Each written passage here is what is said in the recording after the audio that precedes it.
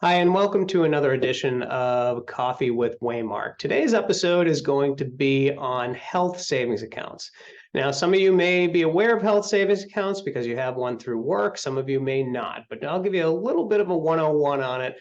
Long story short, it is a tax advantage account that most people use to supplement their expenses, especially because health savings accounts are only used or only available to people when they have a high deductible health insurance plan, which for all intents and purposes means that the first bit of expenses that you incur are typically on your shoulders, and the insurance company doesn't kick in until after what they call a high deductible is actually achieved, and then the health insurance company actually takes care of your medical expenses. And so ultimately, it is a savings account that you can have associated with the health savings account. The money that goes into the health savings account is tax free, or you get a tax deduction for it. And then it can grow depending on the nature of the health savings account and what kind of investment options are in it. And when you take it out, when the money is taken out for what they call qualified medical expenses, that money comes out tax-free as well. So you get a tax deduction when you first put it in, and then provided that you use it for qualified medical expenses, it comes out tax-free along with any growth that you have in the account.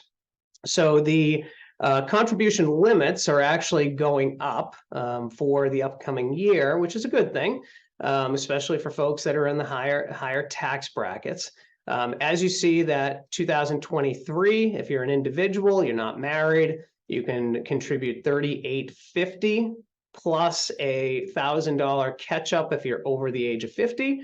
And if you have a family, then it's $77,750 with same $1,000 additional contribution that you can make if the owner of the HSA is above the age of 55. Hopefully I didn't say 50. It's age 55 is the catch-up, which is different from 401ks. So just a very important detail to remember. For 2024, that's going up pretty nicely. So for individuals, it's going up by about $300. For families, it's going up by $550. And then you still have that $1,000 catch up if you're over the age of 55. So that's kind of the HSA in a nutshell, and that's the typical way that most health savings accounts are actually used. But I want to give you a little bit of a tip here.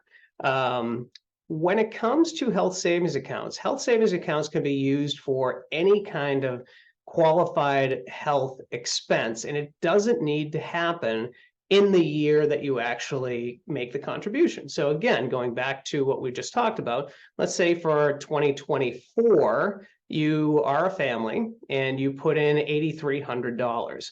Well, you don't have to have $8,300 of expenses. You could pay out of pocket for them and then let that $8,300 grow. So again, there are different types of health savings accounts. Some just require you to put it into like a savings account and it'll make whatever the bank and the current interest rate is on savings accounts.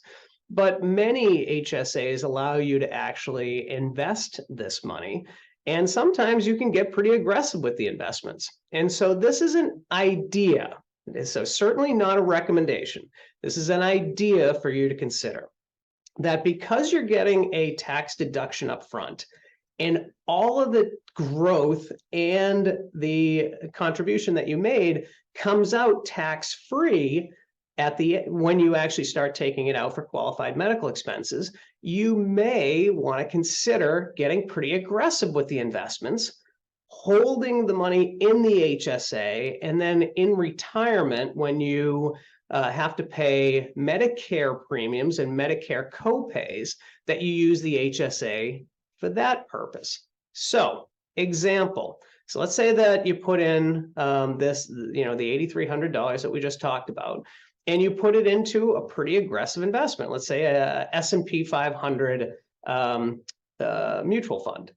That could grow by a pretty significant margin over the years that you invested. You know, if you're only 30 years old and you won't be taking money out until age 65 when you have Medicare costs and health insurance costs or health costs due to what's not covered with Medicare, you could have 35 years of tax-free growth that as long as you take that money out for medical purposes, and as we keep saying, qualified medical expenses, that comes out tax-free. So your health savings account may grow to a pretty significant amount of money that you can use for health expenses in retirement. So I don't want to get too deep into this because this is certainly something that not many people do. You know, again, what most people do is they make the contribution over the years as they incur medical expenses, they take withdrawals. That's the majority of people. But there are a handful of people that are using this as a retirement health savings account and aren't taking withdrawals from it along the way, and instead letting it grow over that time frame and taking advantage of the fact that you get a tax deduction today for the contributions you're making, but then anything that you take out, including any growth on that money, is tax-free as long as you're taking it out for qualified medical expenses.